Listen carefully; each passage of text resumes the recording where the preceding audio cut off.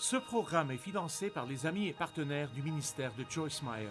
Vous devez juste vous rappeler que Dieu a un plan personnalisé, individualisé et parfait pour chacun de nous.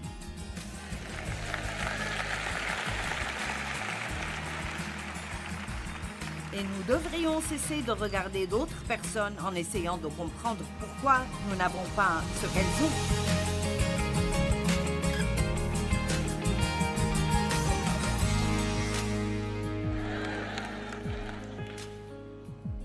Hors de contrôle, et aimant cela, je ne parle pas d'être hors de contrôle et de faire tout ce que vous voulez faire. Je parle en fait d'arrêter d'essayer de contrôler d'autres personnes et les circonstances, et même parfois Dieu, et d'apprendre à laisser tomber ce stress, et vous aimerez cela. Il y a deux façons de faire ça. D'un, vous ne devez laisser personne vous contrôler.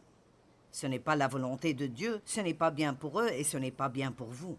De deux, vous ne voulez pas essayer de contrôler d'autres personnes. Le désir de contrôler est ancré dans l'égoïsme. 1 Corinthiens 13, 4 et 5. L'amour est patient, il est plein de bonté. L'amour n'est pas envieux, il ne s'enfle pas, il n'est pas arrogant, il n'est pas rude. Il ne cherche pas à se faire valoir. Dites cela avec moi. L'amour ne cherche pas à se faire valoir. Il ne s'enfle pas d'orgueil. Il ne fait rien d'inconvenant. Proverbe 13:10 dit que c'est seulement par orgueil qu'on excite des querelles. Vous ne pouvez pas avoir de querelles sans avoir de problème d'égoïsme.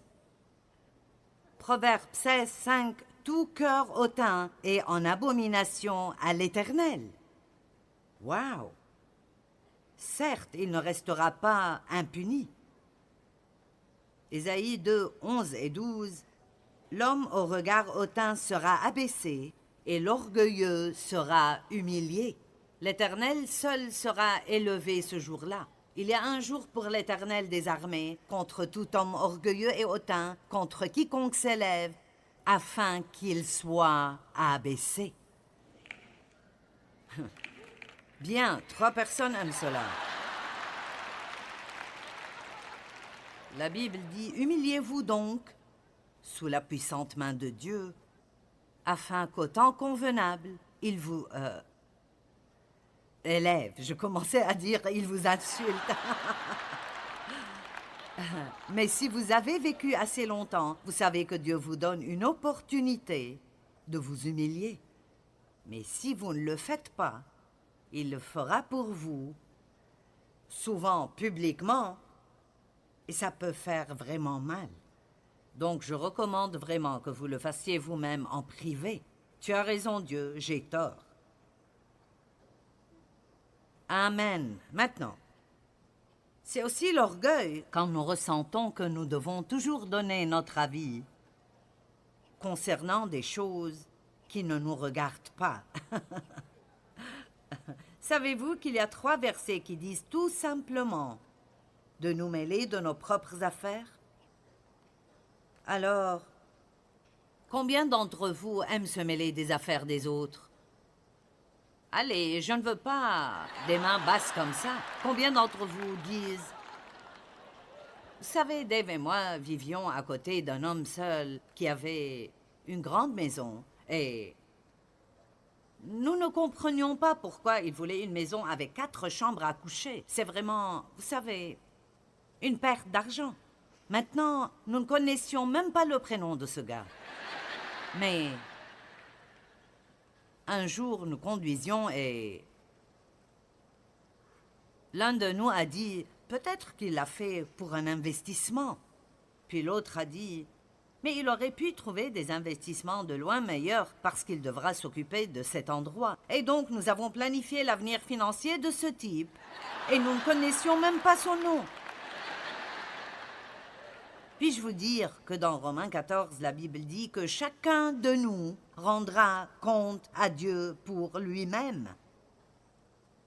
Dieu ne vous demandera rien à propos de quiconque, rien à propos de votre mari, ni à propos de vos enfants ou vos amis.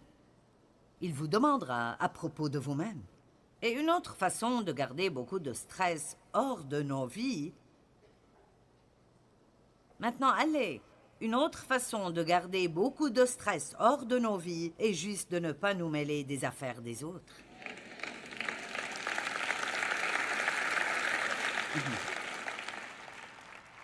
Vous n'avez pas besoin d'avoir une opinion là où vous n'avez pas de responsabilité. Pas même une opinion. Eh bien, je pense, eh bien, je pense. Tout le monde se fiche de ce que vous pensez. Et personne ne veut savoir ce que vous pensez. Vous ne devez donner votre opinion que si quelqu'un la demande, et même le faire prudemment. 2 Thessaloniciens 3:11, nous apprenons que certains d'entre vous mènent une vie déréglée, ils ne travaillent pas et se mêlent des affaires des autres. 1 Thessaloniciens 4:11, et à mettre votre honneur à vivre tranquille, à vous occuper de vos propres affaires et à travailler de vos propres mains. Et 1 Pierre 4:15, que nul de vous ne souffre comme meurtrier ou voleur ou comme s'ingérant dans les affaires d'autrui. Vous savez ce que je trouve intéressant? L'indiscret est dans la même liste que le meurtrier, le voleur et le méchant. Quand j'ai vu ça, je me suis dit, waouh, ce sont des poids lourds. Nous ne pensons pas qu'être un peu curieux est un problème. Mais, je veux dire, c'est là avec un tas de trucs sérieux. Parfois, je dois me dire, Joyce, ce n'est pas ton affaire, ce n'est pas ton affaire, ce n'est pas ton affaire. Allez, quelqu'un d'autre que moi a un problème avec ça? Maintenant, cela ne signifie pas que nous ne corrigeons jamais une personne qui est dans le péché, mais il y a une différence entre essayer sincèrement d'aider quelqu'un et se fourrer le nez dans leurs affaires par curiosité. Un bel exemple dans Jean 21, commençant au verset 18. Voici Jésus qui parle à Pierre. En vérité, je te le dis, quand tu étais plus jeune, tu te saignais toi-même et tu allais où tu voulais, mais quand tu seras vieux, tu étendras tes mains et un autre te ceindra et te mènera où tu ne voudras pas. Donc, il donne à Pierre le courage de penser que les choses vont être un peu plus difficiles pour lui dans la vie maintenant qu'auparavant. Et je ne pense pas qu'il parlait de son âge, il parlait de quand il était plus jeune dans le Seigneur. Et quand vous êtes plus jeune dans le Seigneur, pour être honnête, vous faites en quelque sorte ce que vous voulez et vous priez pour que Dieu le bénisse. Et souvent, il le fait pendant un certain temps, car il établit avec vous une relation d'amour entre un père et son fils. Mais tout comme lorsque nos enfants grandissent, nous ne voulons pas continuer à nous occuper d'eux tout le temps. Nous voulons une transition à un moment donné où ils disent « Maman, papa, que puis-je faire pour vous ?» Et ainsi, Jésus dit « Quand tu étais jeune, tu faisais tout ce que tu voulais, mais les choses vont changer maintenant et je vais te conduire à des choses qui ne seront peut-être pas très amusantes pour toi. » Et dans le verset 19, il est écrit, il dit cela pour indiquer par quelle mort Pierre glorifierait Dieu. Pierre a été crucifié à l'envers. Et après avoir dit cela, il lui a juste dit, suis-moi. Maintenant, Pierre avait juste besoin de dire, oui Seigneur. Mais Pierre vit venir après eux le disciple que Jésus aimait, et ce disciple était Jean. Jean a écrit le livre de Jean, et il a dit à maintes reprises, encore et encore, je suis le disciple que Jésus aime. Maintenant, je connais assez bien la personnalité de Pierre pour savoir que ça l'énervait. Tu es le disciple que Jésus aime. Vous savez, c'était des gens comme nous. C'est même un peu agaçant pour moi d'entendre Jean dire cela, alors je peux imaginer ce que Pierre pensait. Ces gars-là avaient des problèmes, tout comme nous avons des problèmes. Ils étaient jaloux les uns des autres, ils se faisaient concurrence. Et je pense que, connaissant assez bien Pierre, il avait probablement des problèmes avec tout ce qui est trop émotionnel. Vous savez, Jean penché sur la poitrine de Jésus. Au dîner, et vous le savez, Pierre a toujours voulu être le centre de l'attention. Alors, il a eu la nouvelle que les choses allaient être un peu difficiles pour lui vers la fin. Il voit Jean et il dit, en le voyant, Pierre dit à Jésus, « Et celui-ci, Seigneur, que lui arrivera-t-il » Nous ne sommes pas bons si nous vivons des moments difficiles alors que tout le monde passe du bon temps. Pas vrai? Si nous allons être misérables, nous aimerions que les autres soient misérables aussi.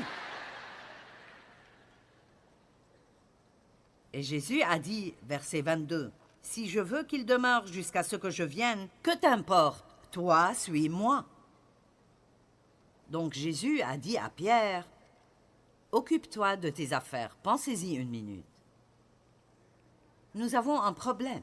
Nous avons un problème depuis longtemps. Peut-être que vous n'êtes pas sorti avec quelqu'un depuis 12 ans. Et votre amie, qui n'est pas aussi attrayante que vous, à votre avis,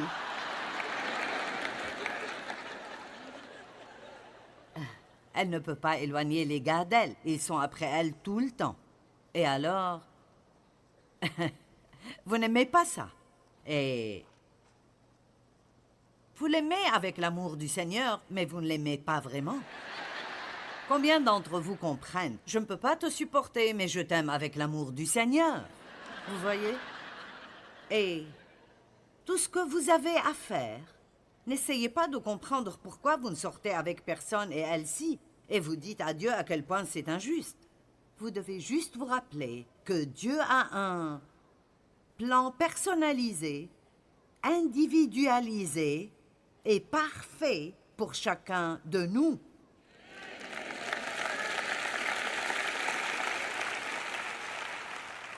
Et nous devrions cesser de regarder d'autres personnes en essayant de comprendre pourquoi nous n'avons pas ce qu'elles ont. Les pasteurs peuvent passer par la même chose. Devenir jaloux d'un autre pasteur parce qu'il a une église plus grande. Et vous avez ceci, et vous avez cela, et nanana, vous savez. Quiconque réussit aura toujours un certain nombre de personnes qui ne l'aimeront pas. Vous savez pourquoi? La jalousie. Tout simplement, la jalousie. Donc je vais le dire de la manière la plus douce, charmante et gentille que je connaisse. Occupez-vous de vos propres affaires.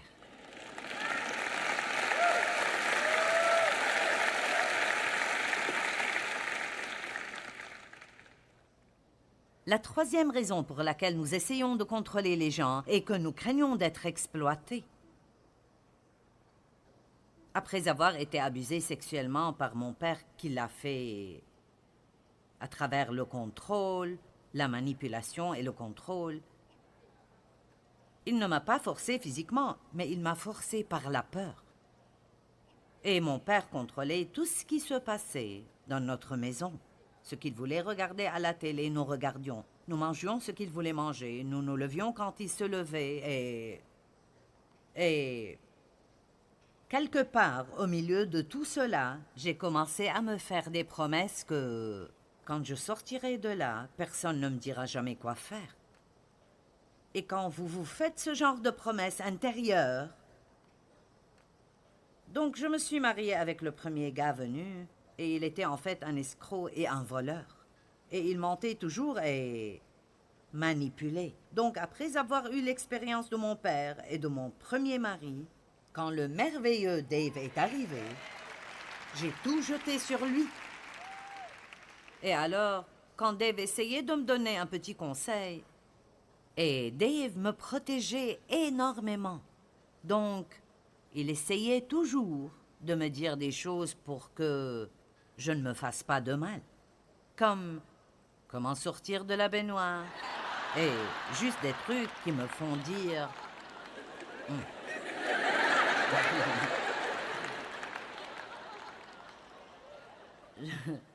Je le prenais comme...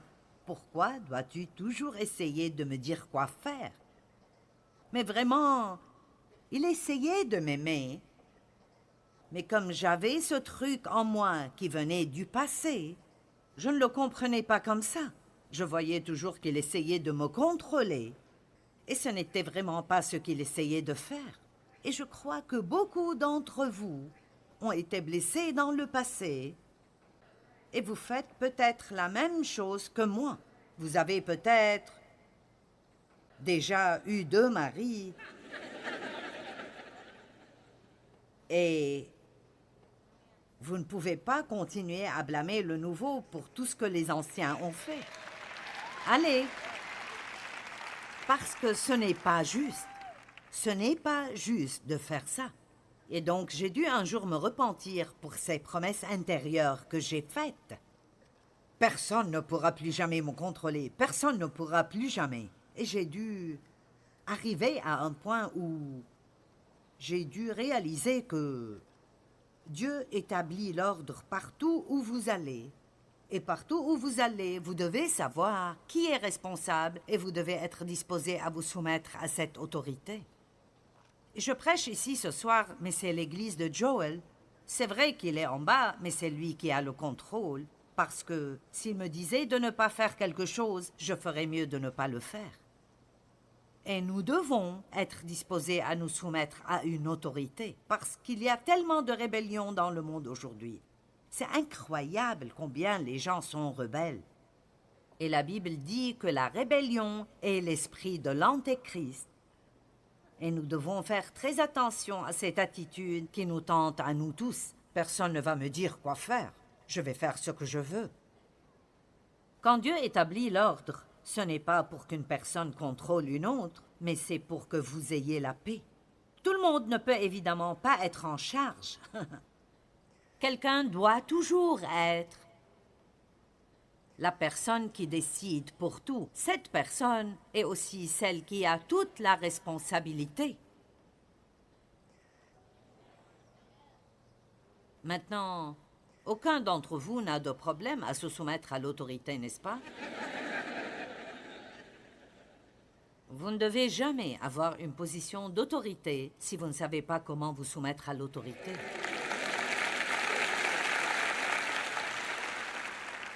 J'ai travaillé longtemps pour un homme avec lequel ce n'était pas très facile de travailler et il n'était pas très juste à bien des égards. Et Dieu a utilisé cette situation pour m'apprendre à être soumise avec une attitude décente, même envers quelqu'un avec qui je n'étais vraiment pas d'accord. Mais j'ai tellement appris de cette expérience. Vous savez, parfois, tout ce que vous apprenez n'est pas agréable. Comme quand j'ai été maltraitée, j'ai appris à ne pas maltraiter les gens parce que je savais ce que ça les faisait subir. Si vous avez une personnalité dirigeante, soyez dirigeant et non pas patron. Car si vous dites « je suis le patron », vous serez autoritaire. Mais si vous vous considérez comme un leader, vous saurez alors que cela signifie que vous devez donner le bon exemple. Non seulement leur dire ce qu'ils doivent être, mais aussi leur montrer l'exemple de ce qu'ils doivent être. Donc, nous pouvons essayer de contrôler parce que nous avons peur d'être exploités. Et la 4e chose est que nous pouvons essayer de contrôler les gens parce que nous avons un tempérament fort.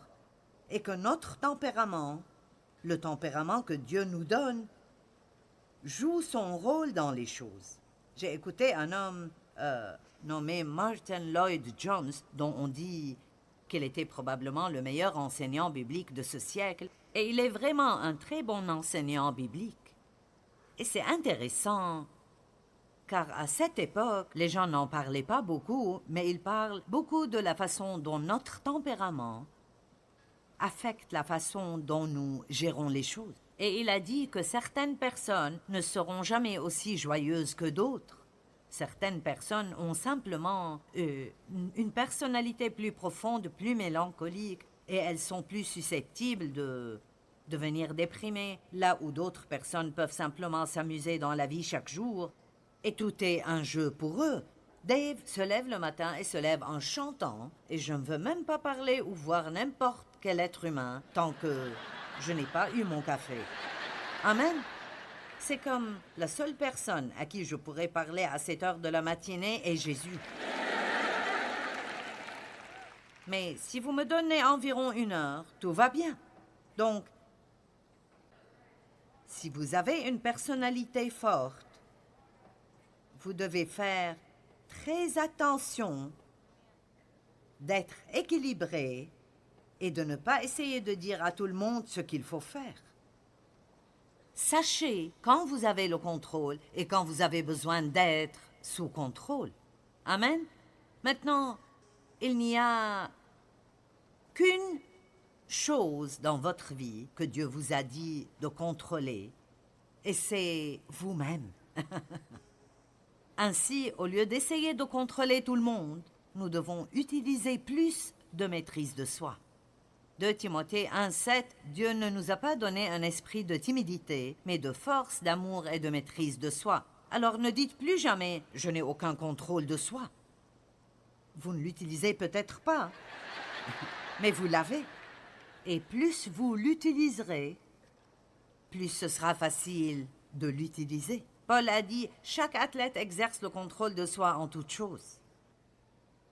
Un bon athlète observe l'heure du coucher, il s'exerce, il mange d'une certaine manière. Vous savez, et il dit, ils le font pour gagner une couronne corruptible. Alors pensez à ce que certains sportifs font ou, disons, un bodybuilder, quand il essaye de s'entraîner, juste pour se tenir sur une scène et montrer leurs muscles, ou bien pour obtenir une gerbe de fleurs ou un ruban ou un trophée. Ils font cela pour une couronne corruptible, mais nous le faisons pour une récompense impérissable. Alors, s'ils veulent se discipliner à ce point juste pour gagner quelque chose qui est déjà en train de pourrir quand ils le ramènent chez eux, combien plus devrions-nous être prêts à nous contrôler pour avoir ce que Dieu nous a promis, ce qui est la vie éternelle avec lui. Donc, 2 Écritures, 1 Corinthiens 9, 25 à 27, tous ceux qui combattent s'imposent toute espèce d'abstinence, et ils le font pour une couronne corruptible, mais nous pas. Donc je ne cours pas sans but, je ne frappe pas comme battant l'air, mais je tiens mon corps assujetti de peur d'être moi-même rejeté après avoir prêché aux autres. La Bible amplifiée dit « Mais je traite durement mon corps ». Mais je pense que nous avons mal interprété cela pendant longtemps en disant « Je traite dûment mon corps ».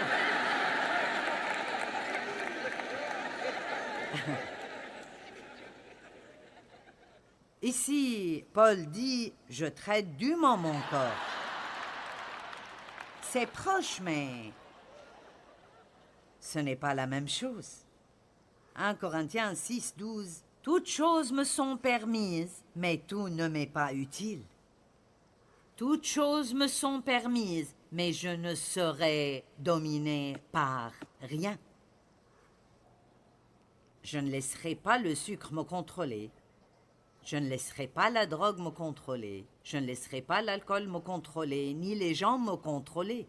Allez donc, ni un trouble de l'alimentation me contrôler. Nous ne réalisons pas à quel point nous sommes puissants avec Dieu à nos côtés. Je peux faire toutes choses par Christ, qui me donne la force dont j'ai besoin. Tout le monde veut être libéré du contrôle des gens et des circonstances. Mais la vraie liberté vient de l'intérieur lorsque nous nous soumettons au travail de Jésus-Christ et à son pouvoir de transformation en nous. Il peut nous changer de l'intérieur.